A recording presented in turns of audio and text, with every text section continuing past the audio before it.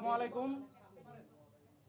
প্রিয় সাংবাদিক বন্ধুরা, আমার বাংলাদেশ আম জনগণ পার্টির পক্ষ থেকে সবাইকে আন্তরিক অভিনন্দন ও শুভেচ্ছা জানাচ্ছি। আপনারা জানেন, গত 17 এপ্রিল বাংলাদেশ আম জনগণ পার্টি আত্মপ্রকাশ করে আমরা নিবন্ধনের সমস্ত শর্ত পূরণ করে নির্বাচন কমিশনে জমা দিয়েছি। দীর্ঘদিন অতিক্রম হওয়ার পরেও আমাদের নিবন্ধনের সকল শর্ত পূর্ণ হওয়ার পরেও সনদ ঝুলিয়ে রাখা হয়েছে। আমরা যারা জুলাই আন্দোলনে রাজপথে অগ্রণী ভূমিকা পালন করার পরেও আজকে আমরা জাতীয় নির্বাচনে অংশগ্রহণ করতে পারি নাই। সেই হিসাবে আমরা বলতে পারি, ডক্টর ইউনূস এবং স্বৈরাচারী শেখ হাসিনার আমলের কোনো পার্থক্য দেখতে পাচ্ছি না। আমরা একই রকম আছে। নির্বাচন কমিশন যেভাবে ডামি নির্বাচন, রাতের নির্বাচন হয়েছে, ওই জায়গা থেকে সিস্টেমের বিন্দুমাত্র পরিবর্তন না করে আবার জাতীয় নির্বাচন গণভোটের আয়োজন করতে যাচ্ছে এবং আমাদেরকে সেই নির্বাচনে ইচ্ছাকৃতভাবে, অনৈতিকভাবে, বেআইনিভাবে অংশগ্রহণ করতে দিচ্ছে না। সমস্ত শর্ত পূরণ এবং 7 বার আমাদেরকে তদন্ত করেছে। 7 বার তদন্ত করার পরেও তুচ্ছ অভিযোগের ভিত্তিতে কোনো আমাদেরকে কাগজপত্র না দিয়ে, চিঠি না দিয়ে এখন পর্যন্ত কোনো কিছু জানাচ্ছে না যে আমাদের কিসের জন্য ঝুলিয়ে রাখা হয়েছে। সারা বাংলাদেশে আপনারা জানেন 125টি রাজনৈতিক কার্যালয় রয়েছে। তাদের যত নির্বাচন কমিশনের সমস্ত অফিসের কর্মকর্তা যারা রয়েছে, তারাও বারবার তদন্ত করে আমাদের প্রতি সন্তুষ্ট। তারা বলতেছে যে আমরা পাবো, আমাদের কোনো কিছু। এবং আপনারা জানেন যে গণবিজ্ঞপ্তি জারি হয়েছে। গণবিজ্ঞপ্তি জারির পরে কাউকে নিবন্ধনের সনদ দেয় নাই। বাংলাদেশের ইতিহাসে এমন রেকর্ড নাই। তো আমরা আপনাদের মাধ্যমে সারা বাংলাদেশের সবাইকে জানাতে চাচ্ছি, আমাদের বিরুদ্ধে কি অন্যায় অবিচার হয়েছে আজকে আমাদের সদস্য সচিবের সংবাদ সম্মেলনের মাধ্যমে আপনারা জানতে পারবেন। এ পর্যায়ে বক্তব্য নিয়ে আসার জন্য আহ্বান জানাচ্ছি রাজপথের অগ্নিকন্যা, বাংলাদেশ জনগণ পার্টির সংগ্রামী সদস্য সচিব ফাতিমা তাসনিম আপুকে আহ্বান জানাবো তার বক্তব্য নিয়ে আসার জন্য। ধন্যবাদ। আপনারা সাংবাদিক বন্ধুরা যারা এখানে উপস্থিত হয়েছেন, আপনাদেরকে শুভেচ্ছা। আপনারা জানেন, জাতি এখন পর্যন্ত একটি ধোঁয়াশার মধ্যে রয়েছে। দীর্ঘ 17টি বছর আন্দোলন সংগ্রাম করার পরেও নতুন সূর্যের আশায় যে নতুন বাংলাদেশের প্রত্যাশিত ছিল আমাদের, সেটি আমরা পাইনি। এবং নির্বাচন কমিশনারের দুর্বলতা ইতিমধ্যে স্পষ্ট হয়েছে। আপনারা তাদের নতজানু যে আচরণ, সেটি দেখে দেশবাসী অলরেডি ক্ষুব্ধ হয়েছেন। সেটি ঋণখেলাপিদের যেভাবে করে দয়া মায়ার সুরে বলেছেন যে আপনারা টাকাটা দিয়ে দিয়েন। একটি রাষ্ট্রীয় প্রতিষ্ঠান, সরকারের কোনো ক্ষমতা নেই জনগণের টাকা নিয়ে যারা সিনিমিনি খেলবে তাদেরকে এভাবে শালাদুলোবাই সুলভ আচরণ করার। তাছাড়া তারা একটি বড় একটি দলের প্রতি হেলে পড়েছে এবং আপনারা দেখতে পেয়েছেন তারা স্বজনপ্রীতি করছে। নিজেদের সুরক্ষার জন্য যা যা করণীয় সকল পদ্ধতি তারা ইতিমধ্যে সম্পন্ন করেছেন। আমরা রক্ত দিয়েছি, ঘাম দিয়েছি, এই অর্জিত বাংলাদেশকে তারা চুষে খাচ্ছে। এখন এই পরিপ্রেক্ষিতে আজকে আপনাদের কাছে হাজির হয়েছি। আমাদের সাথে যে অন্যায় জুলুম হয়েছে সেই বিষয়টি দেশবাসীর কাছে তুলে ধরার জন্য আজকে একটি আমি লিখিত বক্তব্য পেশ করব।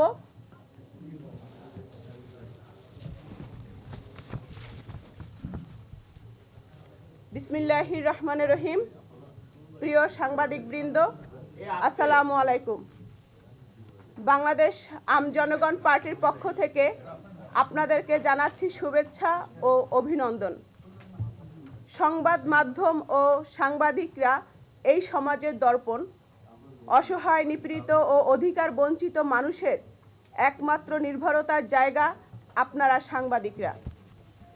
আমরা রাষ্ট্রের অধীনে স্বাধীন ও সাংবিধানিক প্রতিষ্ঠান বাংলাদেশ নির্বাচন কমিশনারের অপেশাদারিত্ব ও সীমাহীন অবহেলা স্বেচ্ছাচারী আচরণের বিষয়ে প্রতিবাদ জানাতে ও এর সুষ্ঠু প্রতিকার জানতে আপনাদের সামনে হাজির হয়েছি। প্রিয় সাংবাদিকবৃন্দ, আমি ফাতিমা তাসনিম, সদস্য সচিব, বাংলাদেশ আমজনগণ পার্টি। আমার ডান পাশে উপস্থিত আছেন জুলাই আন্দোলনের সম্মুখ সারির যোদ্ধা, বাংলাদেশ আমজনগণ পার্টির মুখ্য সংগঠক সোহেল রানা সম্পদ সহ 10 বিভাগের সংগঠক উপস্থিত রয়েছেন, যারা দীর্ঘদিন এই আন্দোলন সংগ্রামে নেতৃত্ব দিয়েছেন। দীর্ঘ 15টি বছর স্বৈরাচারী ও ফ্যাসিস্টবাদী শক্তির বিরুদ্ধে বিভিন্ন আন্দোলন সংগ্রাম, জেল জুলুম নির্যাতনের মধ্য দিয়ে সংগঠিত 24-এর গণঅভ্যুত্থানের মাধ্যমে অর্জিত বিজয়ের চেতনায় ও 71-এর মুক্তিযুদ্ধের অঙ্গীকারের মধ্য দিয়ে আইনের সুশাসন, ন্যায় বিচার প্রতিষ্ঠার শপথ নিয়ে এবং নতুন ধারার রাজনীতি করার সংকল্প গত বছর 2025 17ই এপ্রিল বাংলাদেশ আমজনগণ পার্টি নামে আমাদের এই রাজনৈতিক দলের আত্মপ্রকাশ হয়েছে। আমাদের পার্টিতে বিভিন্ন শ্রেণী, পেশা, বয়সী মানুষের স্বতঃস্ফূর্ত অংশগ্রহণের স্বল্প সময়ের মধ্য দিয়ে সারা বাংলাদেশে সাংগঠনিক কার্যক্রম শক্তিশালী হয়েছে। সম্মানিত সাংবাদিকবৃন্দ, নিজ দলের প্রতীকের জাতীয় নির্বাচনে অংশগ্রহণের জন্য বাংলাদেশ নির্বাচন কমিশনে গত 22শে জুন নিবন্ধনের জন্য আবেদন করা হয়। একটি কেন্দ্রীয় কমিটি, 23টি জেলা কমিটি, 103টি উপজেলা কমিটি ও থানা কমিটি দেয়া হয়। এর পাশাপাশি রাজনৈতিক দল নিবন্ধনের বিধিমালা 2008-এর শর্ত পূরণ করে আবেদন জমা দেয়া হয়। দলের যে সকল মাঠ পর্যায়ে নির্বাচন কমিশনের কর্মকর্তারা সরেজমিনে তদন্ত করে, তবে সবকিছু সঠিক পাবার পরেও অধিকতর পর্যালোচনা হবে বলে, কেন অধিকতর পর্যালোচনা হবে সে কারণ আজ অবধি জানা যায়নি। নির্বাচন পর্যালোচনা করবে এবং কমিশন পর্যালোচনা করবে বলেও গত 9 অক্টোবর সারা দেশে বাংলাদেশ আমজনগণ পার্টির তথ্য পুনঃতদন্ত সিদ্ধান্ত নেয় নির্বাচন কমিশন। পুনঃতদন্তের সিদ্ধান্তে কেন নেওয়া হয়েছে তা নির্বাচন কমিশন থেকে লিখিতভাবে জানায়নি। এ ধাপে অতিরিক্ত এমন অনেক তথ্য চান যা অপ্রাসঙ্গিক।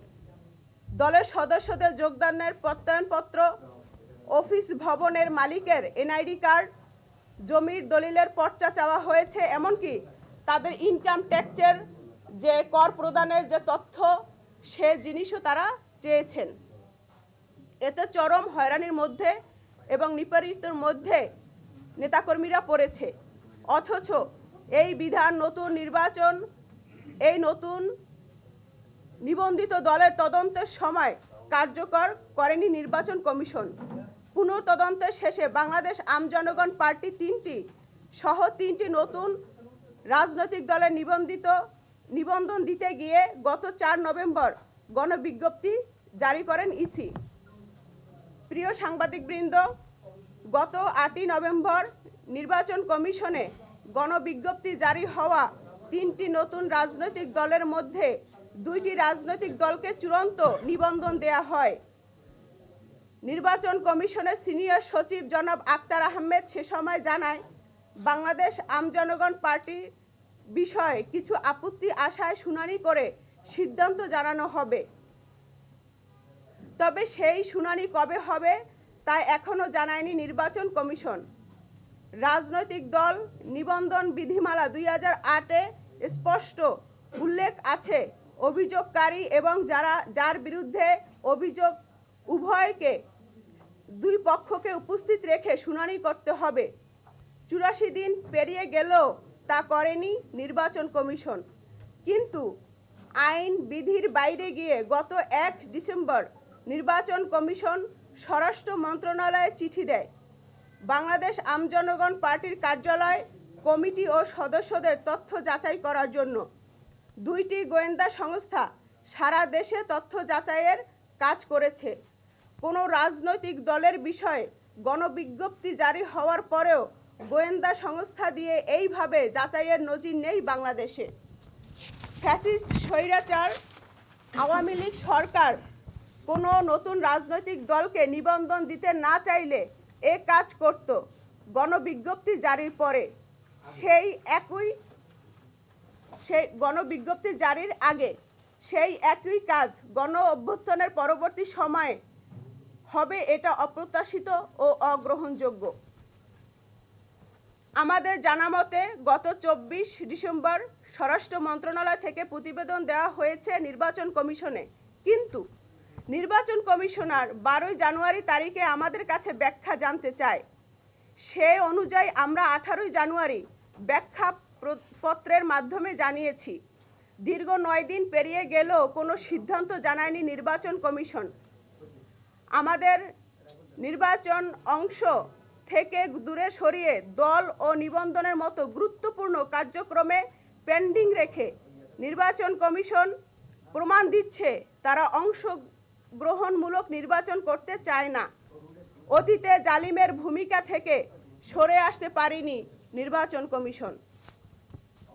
প্রিয় সাংবাদিকবৃন্দ, দল নিবন্ধন কার্যক্রমের প্রথম দফান্তের পর প্রধান নির্বাচন কমিশনার সহ অন্য নির্বাচন কমিশনাররা ও নির্বাচন কমিশনের সিনিয়র সচিব এবং অতিরিক্ত সচিব বলেছিলেন, বাংলাদেশ আম জনগণ পার্টির সকল প্রতিবেদন ভালো এবং প্রত্যাশিত, তারা সন্তুষ্ট। 2 জন নির্বাচন কমিশনার জানিয়েছিলেন আমাদের সাক্ষাতের সময় বাংলাদেশ আম জনগণ পার্টিকে নিবন্ধন দেওয়ার সিদ্ধান্ত ইতিমধ্যে চূড়ান্ত। কিন্তু হঠাৎ করেই কোনো এক অদৃশ্য হস্তক্ষেপে পাল্টে যায় চিত্র এবং তখন থেকেই তারা আমাদের সাথে বৈষম্যমূলক আচরণ শুরু করেন। বিগত 28 সেপ্টেম্বর, 5 অক্টোবর, 19 নভেম্বর ও 20 ডিসেম্বর 4 দফায় নির্বাচন কমিশনার সাক্ষাৎ চেয়ে প্রধান নির্বাচন কমিশনার ও অন্য 4 জন কমিশনার ও নির্বাচন কমিশনের সিনিয়র সচিবকে চিঠি দেয় বাংলাদেশ আম জনগণ পার্টি। এমনকি তাদের সাথে যোগাযোগ করার জন্য তাদের পিএসকে ফোন দিলে তারা ফোন রিসিভ করেন না।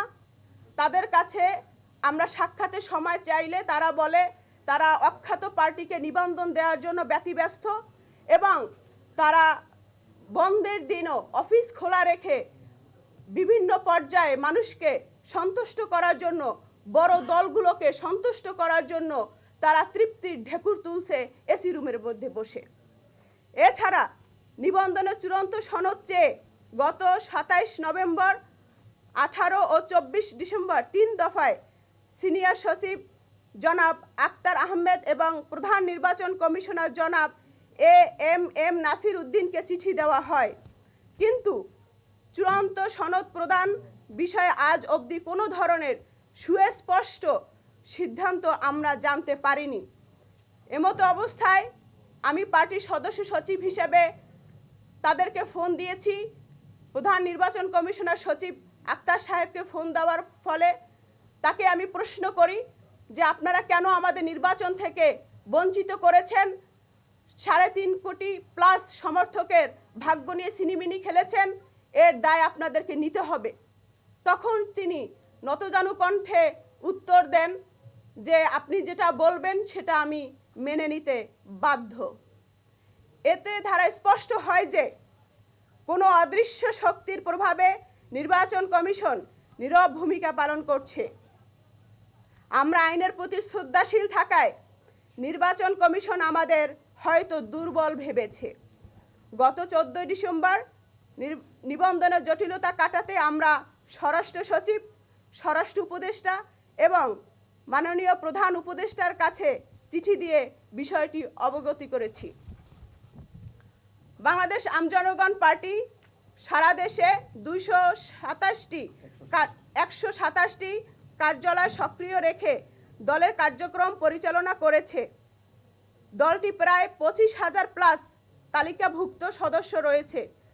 সকল দালিলিক প্রমাণ, প্রায় 51,000 পৃষ্ঠার আবেদন পত্রের সাথে নির্বাচন কমিশনের কাছে জমা দেওয়া হয়েছে। এত দালিলিক পত্র সাম্প্রতিক সময়ে কোনো নতুন রাজনৈতিক দল জমা দিয়েছে বলে আমার জানা নেই। নির্বাচন কমিশনের অবহেলা ও স্বেচ্ছাচারিতার জন্য বাংলাদেশ আম জনগণ পার্টি চূড়ান্ত নিবন্ধন সনদ না পাওয়া সংসদ নির্বাচনে অংশগ্রহণ করতে পারেনি। নির্বাচন কমিশনের সামনে কেউ অনশন করলে তাকে নিয়ম নীতি তোয়াক্কা না করে তাকে নিবন্ধন দিতে হয়েছে বা দিয়েছেন। আপনারা অলরেডি সেটি প্রত্যক্ষদর্শী হয়েছেন। দলের অস্তিত্ব না থাকলেও নানা চাপে নিবন্ধন দিয়েছে তা প্রমাণিত। অন্যদিকে সকল বিষয়ে সন্তুষ্ট হয়ে গণবিজ্ঞপ্তি জারির পরও নির্বাচন কমিশনের আবারও অসন্তুষ্ট হওয়া, গোয়েন্দা সংস্থা দিয়ে তদন্ত করার সিদ্ধান্ত নেয়া কমিশনের সদস্যের সিদ্ধান্তহীনতার প্রতিফলন। এছাড়া 2 দফায় নিজস্ব কর্মকর্তাদের মাধ্যমে তদন্ত করেও যেসব প্রতিবেদন আমলে না নেওয়া হয় বা সন্দেহ পোষণ করা হয়, নিজ কর্মকর্তাদের উপর আস্থাহীনতার চরম বহিঃপ্রকাশ। যে নির্বাচন কমিশন নিজ কর্মকর্তাদের উপর আস্থা রাখতে পারে না, নিজ সিদ্ধান্ত ক্ষণে ক্ষণে পাল্টে যাচ্ছে, তারা কতটা দৃঢ়তার সাথে দায়িত্ব পালন করে নির্বাচন আয়োজন করবে তা সহজেই অনুমান করা যায়। ধন্যবাদ সবাইকে।